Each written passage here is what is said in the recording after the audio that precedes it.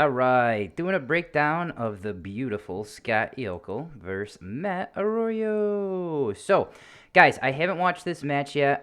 Just so that as I watch it, everything will be fresh and new, and I can critique Scott with an open mind. Guys, this is Scott's match. I mean, you can tell because Scott has hair. This must be from like 30 or 40 years ago.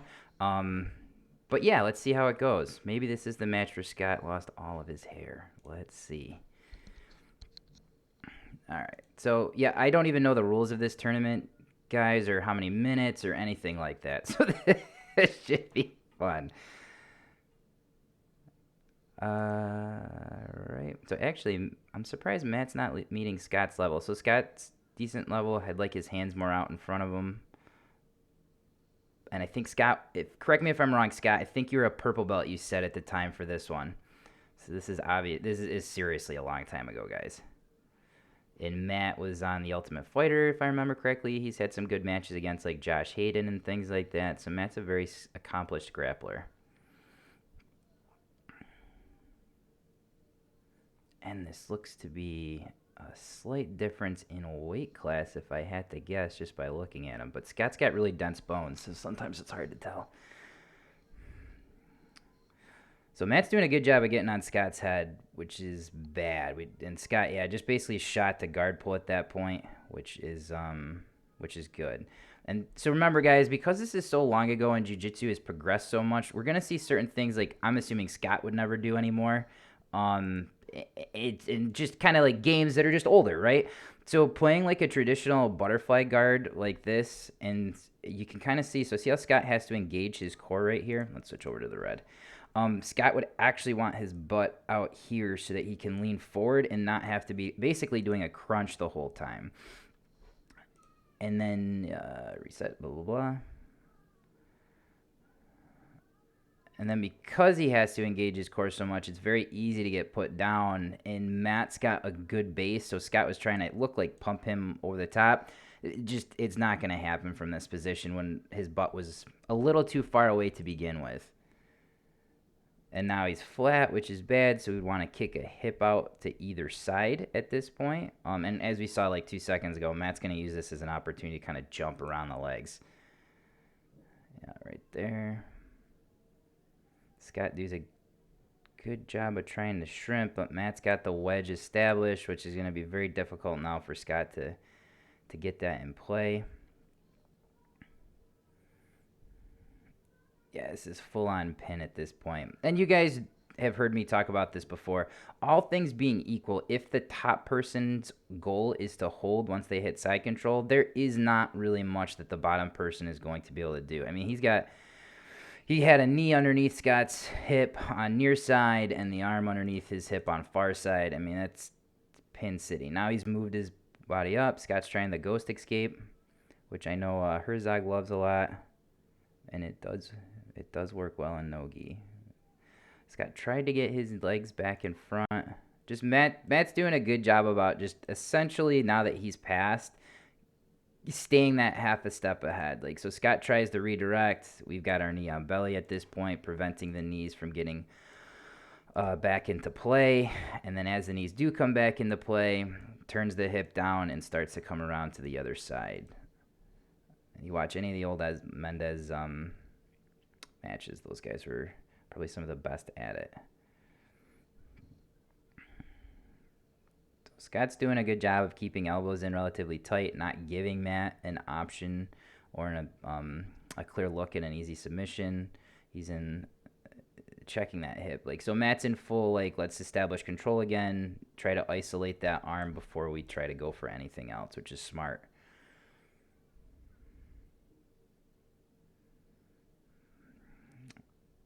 And yeah, I don't know if Scott was there, because I don't know what the rule set was. Like, if Scott is down on points, then yeah, he's got to do what he can to guard recover, which he does. But he barely misses getting the knee to the outside, which is why that turns into a slight scramble.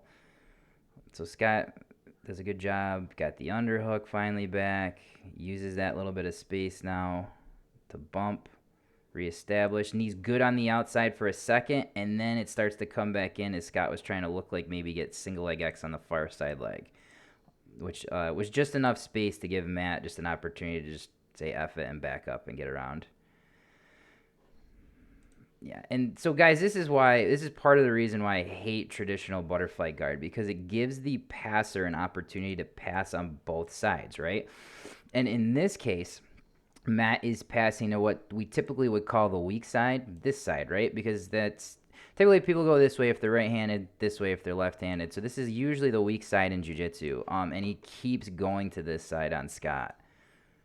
So Scott's kind of flat. His ass is too far forward still. So notice how his back has to be rounded to maintain posture. We would want his ass here so that he can just essentially lean over his legs.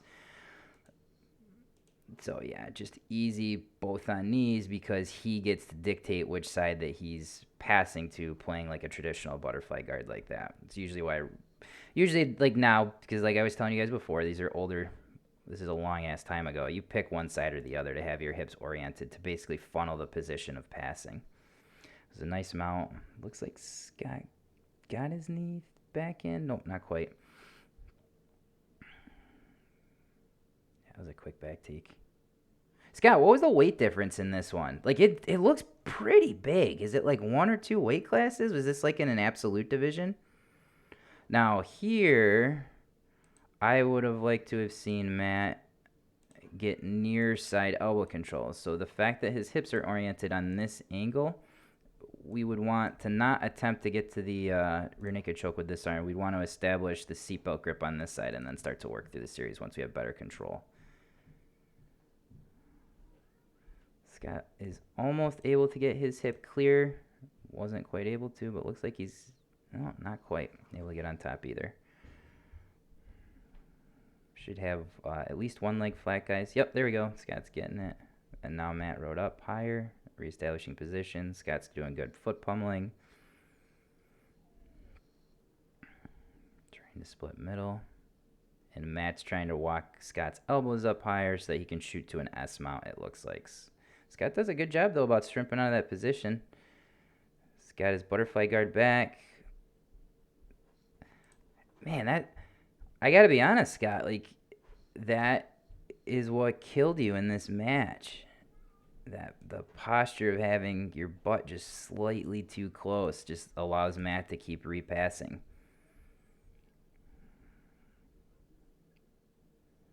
I know, it's always like man, if I had known what I know now back then. It's always good, though, having the balls to go out and compete. Plus, guys, Scott's like one of the best refs around. So now that he's lost all of his hair and it's now filled with more brains, he is one of the best refs that we've had at some of Sam's events locally around here. Always does a great job. Plus, it's usually hard to get him to laugh while he's doing his job, which means he's usually paying attention to the actual match instead of all the bullshit that I say on the sidelines, which is good. Yep, framing on the hip, not allowing Matt to get too good, but Matt does a really good job about working his hips in to get Scott's elbows out of the way. And his hand's pinning on this side. Scott's got to be worried about the north-south choke, which means he can't bring this arm through for the ghost escape.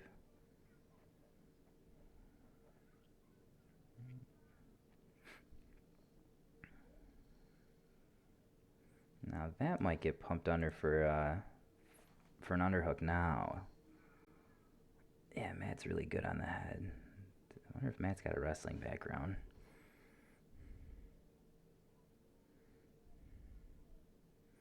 Yep, still tight wedge, which means the only option for Scott to turn is this way, but because this arm is slightly isolated and you don't want to give up your back, just Scott kind of is stuck.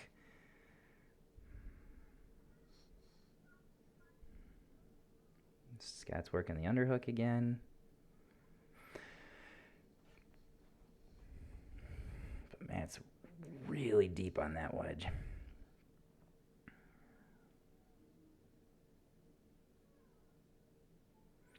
It's a pretty good pace you guys had going, too. What are we, like 6 or 7 minutes in right now? I'm gassed just watching it.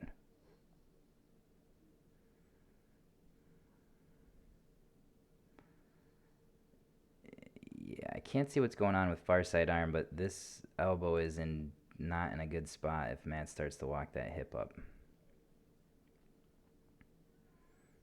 Yep. Pins. Scott might try and force turtle position, either regard or turn this into like some single double leg scenario. But Matt's got this arm so deep that if he comes up, there's good danger of a darce at this point. Which it looks like Matt might have been baiting a little bit there.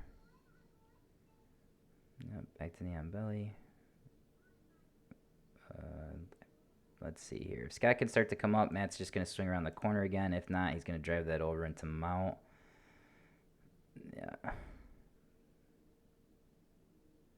Ooh, that's going to be a tight arm triangle in a second here. So, yep. Scott tried to turn in, which we know if it's tight, it'll make it tighter. Let's see if he's going to be able to turn away to loosen it up. He's doing a good job of trying to split the feet. I think when I looked at this is back from 2011, a decade ago. And some things never change, guys.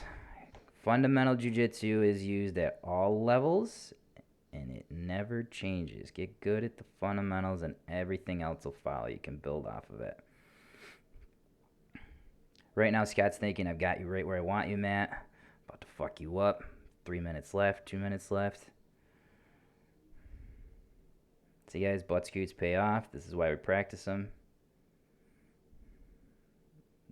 That's surprising. Matt had good success at passing on the outside. Let's see how this goes. Maybe Scott can get a good entry here. Or Scott's going to try and get on top. Yeah.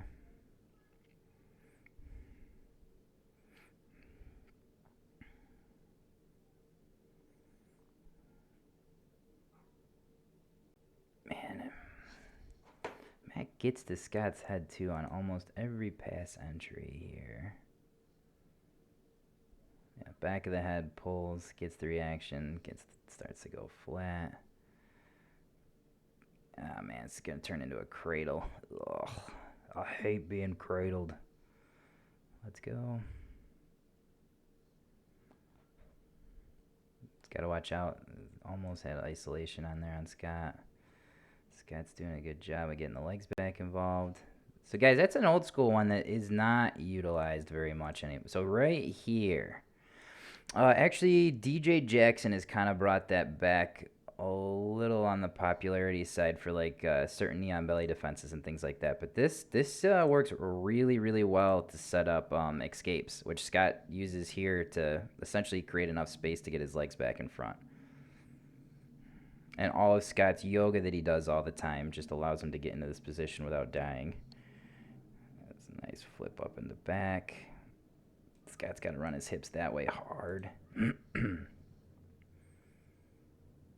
I think maybe going for that foot. Boy. This is in trouble, guys. Nice try trying to go for the footlock, you jerk. Allowed you to get separation from shoulders, which allowed you to turn back in and escape the position. That was good. That looked scary for a little bit.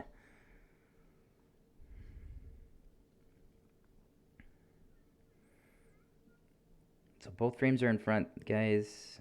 Yeah, back to underhook. Just pumps it over in the mount that time. S mount.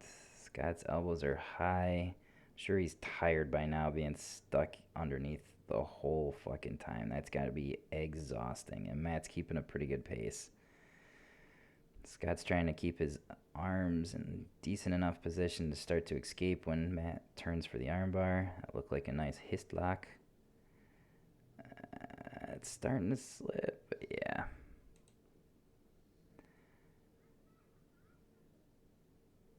Wrist lock was nice. Yeah, and then so you guys notice it put. Let's slow this down just a little bit because that was nice. So goes for the wrist lock here, which forces this arm over the top, guys. But now you'll notice that now Scott's arm is completely open to go to the armbar. Scott does almost slip out, but Matt's hips were so deep and had Scott's elbows so wedged up above his head that you're in a mechanically weak position at that point, and it's just not much you can do. Not much you can do. Great match, Scott. Um, a lot of good stuff from a decade ago. I love it, buddy. Thanks for watching and thanks for offering this up to do a little breakdown. I appreciate it, man.